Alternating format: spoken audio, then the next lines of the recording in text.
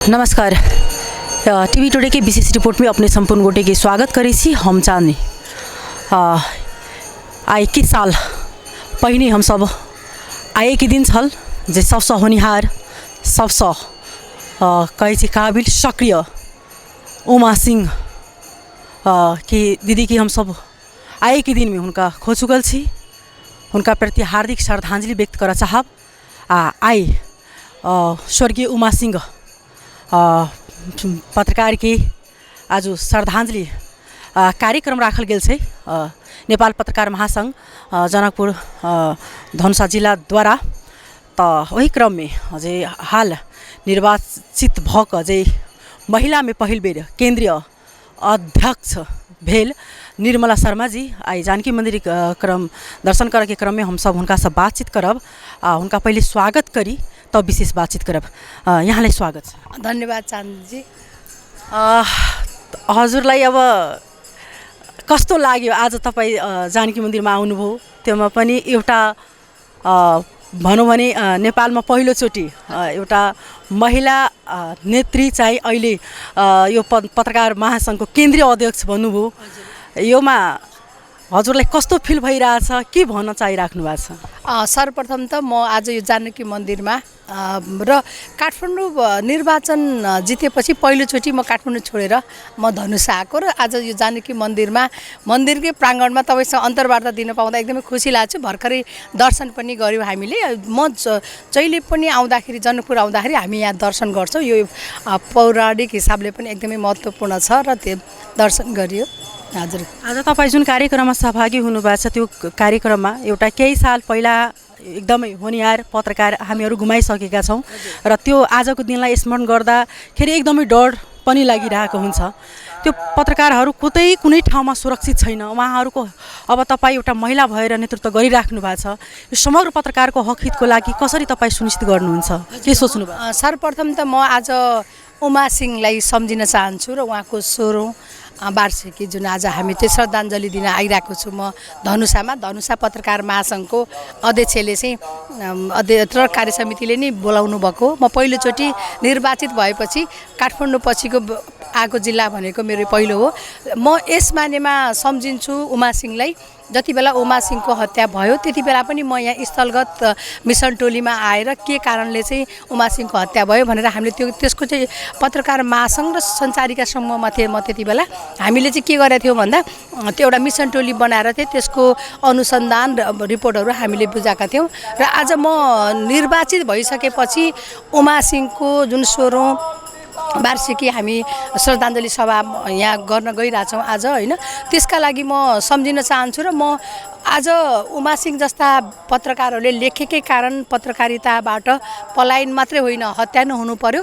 र आज म पत्रकार महासंघको पहिलो महिला केन्द्रीय अध्यक्ष हुँदाखेरि यति बेला उमा सिंहलाई म सम्झिन चाहन्छु र उमा सिंहका भावना, उमा सिंह जस्ता पत्रकारलाई जुन दमन गरियो, लेखेकै कारणले हत्या गरियो, त्यो अब चाहिँ त्यो खालको अवस्था आउन नदिनका लागि म लाग्छु पत्रकारले सुरक्षित भएर लेख्न पाउने अधिकारको सुनिश्चितता हुनुपर्छ। त्यसको अभियानमा चाहिँ लाग्छु म।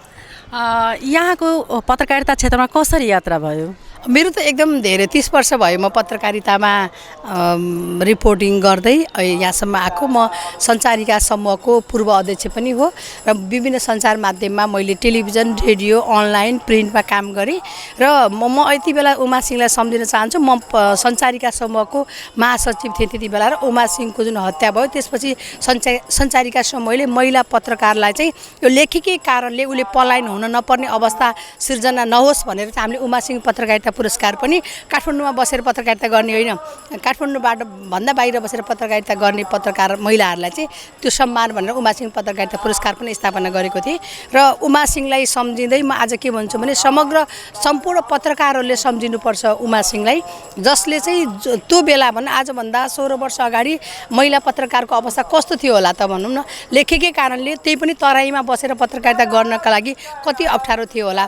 तराईमा पत्रकारिता गर्ने महिलाहरूका लागि अझ बढी सुरक्षित वातावरण कसरी दिलाउन सकिन्छ भनेर म देशभरिका पत्रकार महासंघमा रहेर देशभरिमा यस्तो खालको अभियान पनि चलाउँछु। यो महिला पत्रकारहरूलाई कसरी समावेशिता गराउनुहुन्छ?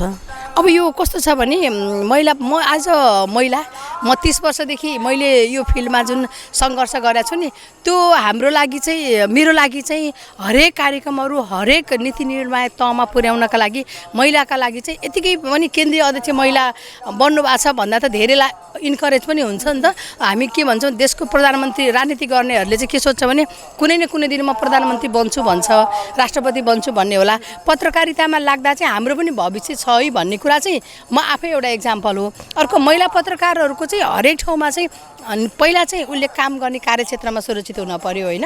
त्यससँगै त्यो सुरक्षित हुने वातावरण चाहिँ सिर्जना गर्नका लागि सम्बन्धित प्राइभेट मिडियाले पनि त्यस्तो खालको नीति ल्याउनुपर्छ, सरकारले पनि नीति ल्याउनुपर्छ र पत्रकार महिलाहरूलाई आफ्नै कार्यक्षेत्रमा काम गरेर बाँच्न सक्ने आधार भनेको श्रमजीवी पत्रकार ऐन हो। त्यो कार्यान्वयन हुन पर्यो। न्यूनतम पारिश्रमिक पत्रकारले पायो भने त काम गर्छ नि मान्छेले।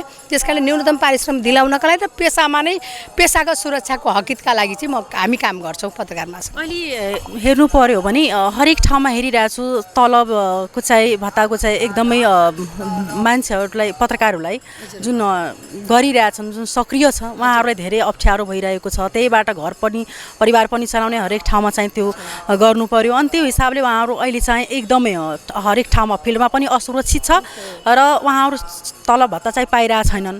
उहाँहरूको लागि के कसरी चाहिँ यहाँको नेतृत्व होला? अब एउटा चाहिँ कस्तो छ भने हाम्रो क्षेत्रमा महिला हरेक क्षेत्रमा महिलाहरूले दिनुपर्ने समय चाहिँ एउटा हाम्रो सामाजिक अहिले पनि मूल्य र मान्यताहरू परिवर्तन भएका छैनन्। महिलाले गर्नुपर्ने घरकोदेखि बाहिरको जिम्मेवारी सँगसँगै उसले पेसामा पनि समय दिनुपर्ने अवस्था जुन छ नि त्यसका लागि हामीले पहिला समाज चाहिँ समतामूलक समाज निर्माण गर्नु पर्यो। सबै काम बराबरी हो होइन। घरको काम महिलाले गर्ने बाहिरको काम पुरुषले गर्ने भन्ने कुन मान्यता चाहिँ तोड्दै जानुपर्छ। त्यो कहाँबाट भन्दा हामीले मिडियामा नै यस्तो खालको एडभोकेसी गरेर चाहिँ समतामूलक समाज निर्माण गर्नुपर्छ। त्यसपछि महिलाले पत्रकारितामा एउटा त समय व्यवस्थापन गरे आउँछ। त्यसपछि ऊ पत्रकारितामा आउँदाखेरि उसले कति पैसा पाउँछ त भन्दा घर परिवारले त समय पनि छैन तिमीसँग पैसा पनि छैन भने त झन् पत्रकार महिलाहरू सुरक्षित हुँदैनन्। त्यस कारणले हामी के गर्न खोजिरहेछौँ भन्दा पहिलो त न्यूनतम पारिश्रमिक दिलाउन पर्यो। समग्रमा पत्रकारिता पेसा नै पहिला सुरक्षित बनाउन पर्यो।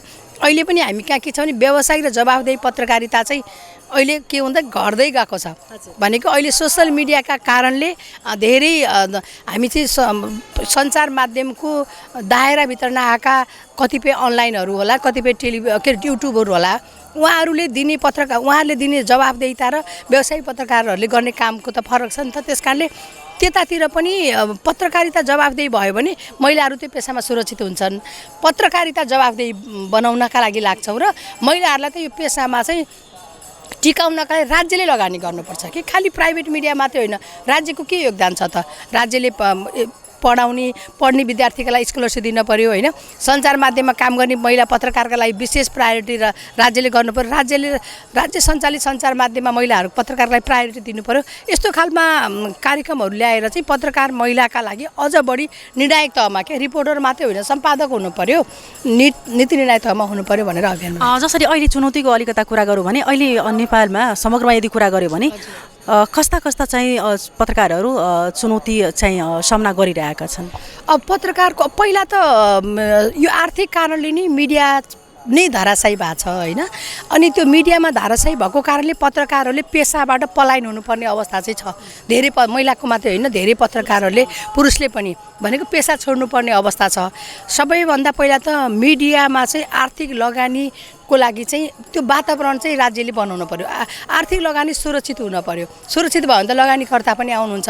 अर्को कुरा चाहिँ पत्रकारले त्यहाँ लगानी अर्को चाहिँ साना तथा स्वरोजगारमूलक मिडिया पनि छन् कि हामी बाहिर अहिले म जनकपुरमै आइरहेको छु भने यहाँ चाहिँ धेरै लगानी गर्ने भनेको साना मिडिया चलाइराख्नु भएको छ। पत्रकारले आफै लगानीकर्ता हुनुहुन्छ, आफै चाहिँ त्यसको सम्पादक प्रकाशक हुनुहुन्छ भने ती मिडियालाई चाहिँ स्थानीय र प्रदेश स्तरमा चाहिँ अझ बढी स्तर उन्नति गर्न पर्यो। अहिले पनि हामी कहाँ के छ भने जति पनि विज्ञापनहरू छ केन्द्रीकृत छ विज्ञापन मान्यता चाहिँ त्यो के छ भने त्यहीको मिडियालाई चाहिँ त्यस्तो खालको नीति बनाउनु पर्यो कि उहाँहरूले यहाँको विज्ञापनदेखि लिएर यहाँको आर्थिक उन्नतिका विषयहरूमा होस् होइन औद्योगिक नीतिका कुराहरूमा चाहिँ त्यही मिडियाले प्रायोरिटी पाउनु पर्यो भन्ने एउटा हाम्रो हो। अर्को कुरा चाहिँ कस्तो छ भने अहिले हाम्रो जति पनि अपर्च्युनिटीहरू छ हामी पत्रकार महासङ्घको नि कुरा गरौँ, धेरैजसो खालि केन्द्रीकृत मान्यता छ। विधानले संविधानले चाहिँ केन्द्रीकृत मान्यता तोड्यो होइन, तर हाम्रो मान्यता के छ भने अहिले पनि केन्द्रीकृत मान्यता छ भने त्यस्तो अपर्च्युनिटीहरूमा पनि एकदमै पछाडि पारिएको वर्ग, क्षेत्र, लिङ्ग र पछाडि पारिएका पत्रकारहरूका लागि पनि स्तर उन्नतिका लागि पनि पत्रकार महासङ्घले प्राइभेट मिडियाले पनि त्यो उनीहरूलाई स्तर उन्नतिका लागि लगानी गर्नु पर्यो र सरकारले पनि लगानी गर्नुपर्छ भनेर एडभोकेसी पनि गर्छन्। महिलालाई देवीको रूप मान्छ, हजुरमाथि धेरै मान्छेले विश्वास गरेर आज चाहिँ केन्द्रमा पुगाइदिनु भयो होइन।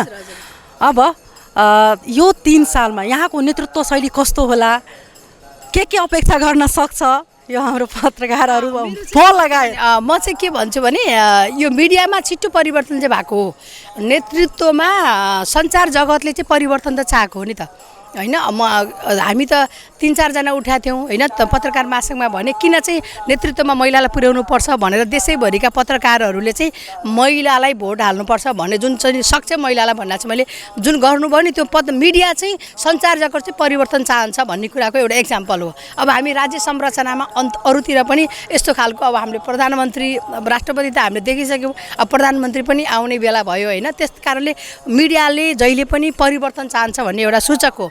तर म चाहिँ के भन्छु भन्दा मैले त एकदम अब म चुनावको बेला पक्ष विपक्षमा भएर हामी निर्वाचन लड्यौँ, पत्रकार महासङ्घ साझा संस्था बनाउँछ, सबै श्रमजीवी पत्रकारको साझा संस्था बनाउने हो पत्रकार महासङ्घ। र पत्रकारहरूले जति पनि पत्रकारहरू वर्किङ पत्रकारहरू सदस्यताबाट वञ्चित हुनुभएको छ उहाँहरूलाई पत्रकार महासङ्घको छाताभित्र ल्याएर चाहिँ यो पत्रकार महासङ्घमा पत्रकारकै राजनीति गर्ने, अरू राजनीति होइन भनेको लेख्ने स्वतन्त्रताको सुरक्षित गर्नु पर्यो। त्यस्तै गरी श्रमजीवी पत्रकारको हकितमा काम गर्नु पर्यो र व्यावसायिक र जवाफदेही पत्रकारितालाई अझ स्तर उन्नति गर्नका लागि लाग्छु। म देशैभरिका पत्रकारहरूले हाम्रो पत्रकार महासङ्घ, मेरो पत्रकार महासङ्घ भन्ने वातावरण सिर्जना गर्छु र मैले धेरै योजना पनि बनाएको छु। म लिडरसिपमा यहाँ मात्रै होइन अरू पनि संस्थामा महिला पत्रकारको संस्था पनि लिडरसिप गरेर आएको भएर यो अभियानमा चाहिँ सबैको साथ चाहिन्छ, जिल्ला शाखा प्रदेश शाखाको पनि साथ चाहिन्छ, मेरो मात्रै होइन।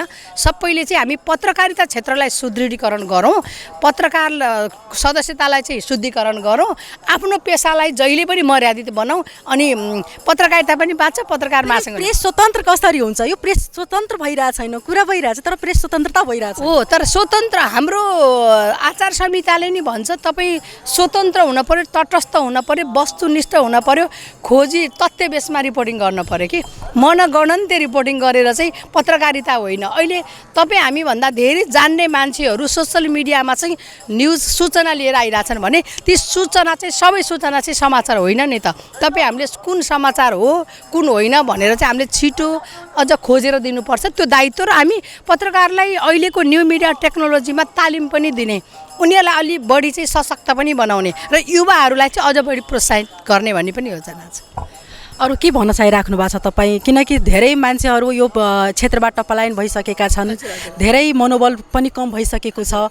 कहिलेकाहीँ लाग्छ, हामीहरूलाई पनि लाग्छ कि यो क्षेत्रमा सायद हामी मेहनत गरिरहेछौँ, त्यस्तो मेहनतको हिसाबले हामी चाहिँ श्रमको हिसाबले त्यो पाइरहेको छैन तलब। त यसको लागि यो 3 सालमा हजुरले मुख्य क्या चाहिँ योजना त केही बनाउनु भएको होला, यहाँहरूले पनि धेरै व्यथित हेर्नुभएको होला, के छ त्यो मुख्य? अब यो लेख्ने काम गर्ने पत्रकारका लागि त यो पेसा सुरक्षित छ, तर अलि समय लाग्छ, आफूलाई खटेर देखाउनु पर्छ। अहिले पनि हामी हेऱ्यौँ भने चाहिँ तपाईँ अहिले काठमाडौँ लगायतका अरू हामी प्रदेशहरूमा जिल्लाहरूमा हेऱ्यौँ भने राम्रो पारिश्रमिक भनेको 1 लाखभन्दा बढी पारिश्रमिक लिएर काम गर्ने पत्रकार सम्पादकहरू रिपोर्टरहरू पनि हुनुहुन्छ।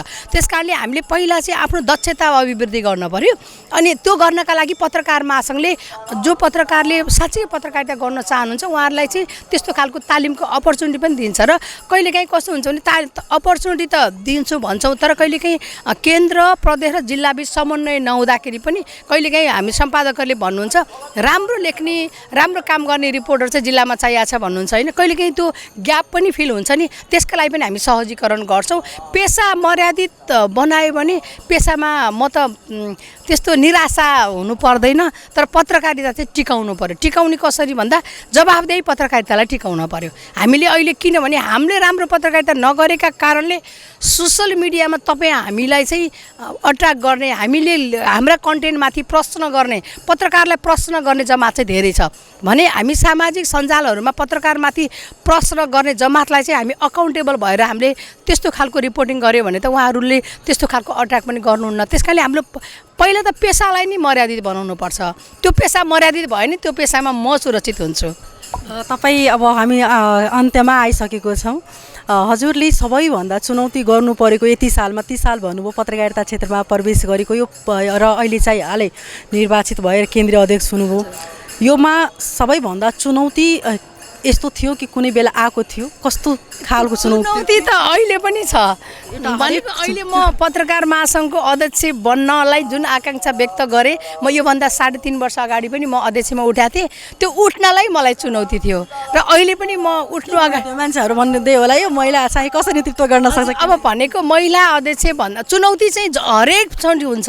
म चुनौतीलाई पार गर्दै जानु चाहिँ नेतृत्वको चाहिँ भएको गुण हो कि चुनौती त अहिले नै आउँछ, म त्यहाँ काम गर्दा पनि आउँछ होइन। तर म चुनौतीलाई चाहिँ सामना गर्न सक्छु भनेर आएको हो, किनभने यो क्षेत्रमा म पत्रकारिता र पत्रकार महासङ्घसँगै नजिक भएर काम गरेको हुनाले त्यो चुनौतीको पार गर्न सक्छु भनेर आएको हो। मैले पत्रकारितामा गरेका चुनौतीको बारेमा भन्यो भने त त्यो एक दिनमा पनि भ्याउँदैन। तर पनि म के भन्छु भने चुनौती सँगसँगै अपर्च्युनिटी पनि छ है, फेरि पेसामा आकर्षण पनि छ। त्यस कारणले हामीलाई टिकाइराखेको त्यही हो। यो पेसा चुनौती हुँदाहुँदै पनि पेसामा मलाई जहिले पनि आवाजविहीनहरूको आवाज ल्याउँ होइन। कुनै पनि न्युज रिपोर्टिङ अहिले पनि मलाई अध्यक्षभन्दा रिपोर्टिङ गर्न पाए अझ बढी राम्रो हुन्छ त्यस्तो लाग्छ कि। भनेपछि त्यो पत्रकारिताप्रतिको मेरो जुन मोह छ नि त्यो मरेको छैन। त्यस कारणले त्यो लिडरसिपमा पनि बसेर पत्रकारकै समस्यालाई अझ बढी मजबुत रूपमा उठाउन सक्छु भन्ने लाग्यो। हाम्रो खास गरेर जनकपुरको बारेमा के भन्न चाहनुहुन्छ? केही भनिराख्ने इच्छा छ भने? अब जनकपुर एउटा चाहिँ यो अहिले पर्यटकीय हिसाबले पनि एकदमै यो केही 10-15 वर्ष यता चाहिँ अझ बढी चाहिँ यसको भौतिक संरचनाहरू पनि एकदमै विकास भइरहेछन्।